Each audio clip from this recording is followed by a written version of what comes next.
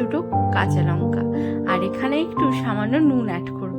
যেহেতু সর্ষেটা তেতো হয়ে যেতে পারে, সে কারণে সামান্য নুন অ্যাড করে একটা পেস্ট বানিয়ে নেব। আর আমি এখানে 2 চামচ মতো টক দই নিয়ে নিয়েছি, জল ঝরানো, আর টক দইটাকে ভালোভাবে ফেটিয়ে নিচ্ছি। আর আমার এখন দেখুন এখানে মিক্সিতে পেস্ট বানানো হয়ে গেছে। তো এই যে পেস্টটা বানালাম সেটা আমরা টক দইয়ের সাথে মিক্স করে নেব। এরপরে আমাদের ভালো করে মিক্স করে নিতে হবে। তো এখানে আমি অ্যাড করেছি সামান্য হলুদ, খুব বেশি একটা হলুদের প্রয়োজন নেই, তাই সামান্য হলুদ আর সামান্য নুন। যেহেতু আমরা সর্ষে পেস্ট করার সময় নুন দিয়েছিলাম, নুনটা দেওয়ার আগে একটু ভেবেচিন্তে নুনটা দেবেন যাতে নোনা না হয়ে যায়। আর তার সাথে একটু কাঁচা সর্ষের তেল, যা গন্ধটা আসে না কাঁচা সর্ষের তেল দিলে, সে আর কি বলবো, একবার বানিয়েই দেখবে। তো এরপর আমাদের যে ব্যাটারটা বানিয়েছি সেটা মিক্স করা হয়ে গেছে ভালোভাবে। এরপর একটা টিফিন বাটি নিয়ে তার নিচে কিছুটা ব্যাটার দিয়ে দেব, তার উপরে মাছগুলোকে সাজিয়ে সাজিয়ে দেব, আর তার উপর বাকি যে পেস্টটা আছে সে বাকি পেস্টটা তার উপরেই দিয়ে দেব। আর মাছগুলো যেহেতু খুব নরম হয়, সে কারণে দেখবে যাতে একটু ফাঁকা জায়গা থাকে, তাহলে কিন্তু এই মশলাটা মাছের ভিতরে ভালো করে ঢুকতে পারবে। আমার টিফিন বাটিটা অনুযায়ী 4টে মাছের জন্য ঠিকঠাকই ছিল। আর এরপরে আমি একটা কাঁচা লঙ্কা দিয়ে দিয়েছি, আর তার উপরে একটু সামান্য চিনি আর সামান্য কাঁচা সর্ষের তেল আবারও দিয়ে দেবো, দিয়ে মুখটা ভালোভাবে এঁটে দেব। আর এখানে আমি একটা কড়াইতে কিছুটা জল নিয়ে গরম বসিয়ে দিয়েছি, তার উপরে একটা স্ট্যান্ড দিয়ে যে টিফিনটাকে বসিয়ে দিলাম, আর এর উপরে একটা ভালো করে ঢাকনা দিয়ে দিতে হবে যাতে ভালোভাবে স্টিম হতে পারে। আর মাঝে মাঝে কিন্তু ঢাকনাটা খুলে চেক করতে হবে জলটা যাতে না শুকিয়ে যায়। তো এভাবে 20 থেকে 25 মিনিট করার পরই আমাদের কিন্তু ইলিশ ভাপা রেডি হয়ে যায়। ইলিশ মাছে বেশিক্ষণ টাইম লাগে না, এই সময় গ্যাসের আঁচটা মিডিয়াম রাখলেই হবে। আর তার সাথে সাথে আমি রান্না করছি আজকে লাউ দিয়ে ইলিশ মাছের মাথা, তাই জন্য ইলিশ মাছের মাথাটাকে ভাজা করে নিচ্ছি। আর এখানে আমার লাউটাও কাটা হয়ে গেছে। তো এখন আমি লাউ দিয়ে মাছের মাথার তরকারি রান্না করব। এই মাছের মাথার তরকারিটা জানো আমার কাকিমা খুব ভালো রান্না করে। আমি এতটা ভালো রান্না করতে জানি না, তাও চেষ্টা করব। এই লাউ দিয়ে মাছের মাথাটা আমার খুব পছন্দের। আর একটা কি কথা জানো, লাউ দিয়ে মাছের মাথার তরকারি তো পছন্দের, কিন্তু মাছের মাথা আমি আবার খাই না, শুধুমাত্র লাউটাই খাই, মাছের মাথাগুলো বেছে বেছে ফেলে দিই। রান্না করতে করতে এত খিদে পেয়ে গেছে, যেহেতু সকাল থেকে খাওয়া হয়নি, ফ্রিজে একটা ব্রেড ছিল, তো সেই ব্রেডটা আমি একটু খেয়ে নিচ্ছি, না হলে আর খাওয়া হবে না। আর আমার এখানে দেখো ইলিশ মাছটা রেডি হয়ে গেছে, দেখে কত টেস্টি লাগছে তাই না? আর দেখো দেখতেও যেমন সুন্দর হয়েছে, খেতেও কিন্তু ভালো হয়েছিল।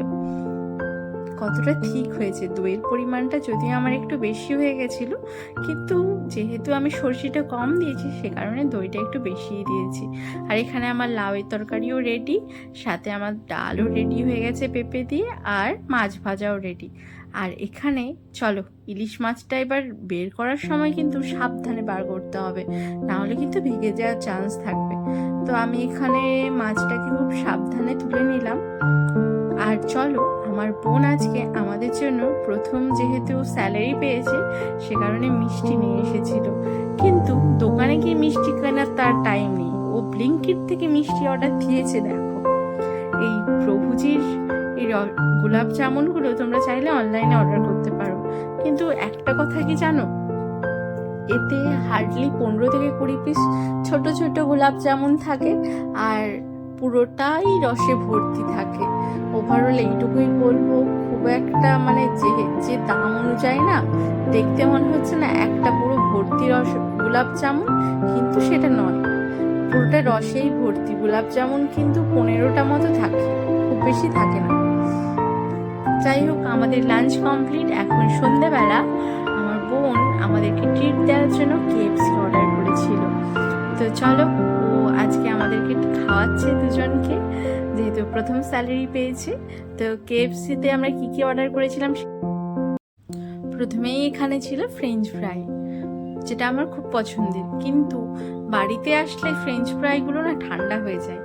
যদি KFC-র কাউন্টারে বসে খাওয়া যায় তাহলে কিন্তু আরো ভালো থাকে, গরম গরম খুব ভালো লাগে খেতে। আর এর সাথে ছিল কি কি চলো দেখি। এর সাথে সাথে ছিল আমাদের চিকেন উইংস। চলো দেখাই। কেএফসিটা দেখতে যতটা সুন্দর হয়, খেতেও কিন্তু টেস্টি হয়। দেখো কতগুলো চিকেনের স্ট্রিপ, চিকেন উইংস সব কিছু অর্ডার করেছিল। যাই হোক, এই দিয়ে আমাদের সন্ধ্যার খাওয়া দাওয়া কমপ্লিট। আর এত কিছু খাওয়া দাওয়া করার পর আর রাতে ডিনারের জন্য পেটে একটুও জায়গা নেই। তো আপাতত এই দিয়েই আমাদের খাওয়া কমপ্লিট। কিন্তু অর্ডার দেওয়ার সাথে সাথে যখন আমরা দেখলাম আমাদের কেএফসি অর্ডারের সাথে একটা কিন্তু পেপসি ছিল, আর সেই পেপসিটা দিতে ভুলে গেছে যে ডেলিভারি বয় ছিল। ওনাকে ফোন করার সঙ্গে সঙ্গে উনি আবার ঘুরে এসে দিয়ে গেলেন। যাই হোক, কখনো যদি তোমাদের এরকম মিসিং থাকে কল করে একবার দেখো। অনেক সময় কী হয় বলো তো, যারা ডেলিভারি করতে আসে তারা ভুল করেও রেখে দেয়। তো একবার কল করে নেবে, দেখবে দিয়ে যেতে পারে। তো যাই হোক, আমাদের কেএফসি খাওয়া প্রায় অলমোস্ট কমপ্লিট। তো তোমাদের যদি আমার ব্লগগুলো ভালো লাগে তাহলে কিন্তু আমাকে কমেন্টে জানিও। আর সবাই খুব ভালো থেকো। দেখা হচ্ছে পরে নতুন কোনো ভিডিওতে তোমাদের সাথে। সবাই ভালো থেকো, সুস্থ থেকো, আর সবাইকে ভালো রেখো। দেখা হচ্ছে নতুন কোনো ভিডিওতে। আর এখন যেহেতু বর্ষাকাল, ঘরে ঘরে কিন্তু সর্দি কাশি লেগেই রয়েছে। সে কারণে একটু চেষ্টা করবে গরম গরম স্যুপ জাতীয় জিনিসগুলো খাওয়ার, বা গরম স্টিম নেওয়ার, বা গরম জলে গার্গেল করা। তাহলে যে আমাদের ছোটোখাটো ঠান্ডা লাগাগুলো ভালো হয়ে যায়, তার জন্য কোনো ওষুধ খেতে হয় না। যদি আমরা ঠিকমতো গার্গেল করি বা স্টিম নিই তাহলে কিন্তু আমরা সুস্থ হয়ে যেতে পারি।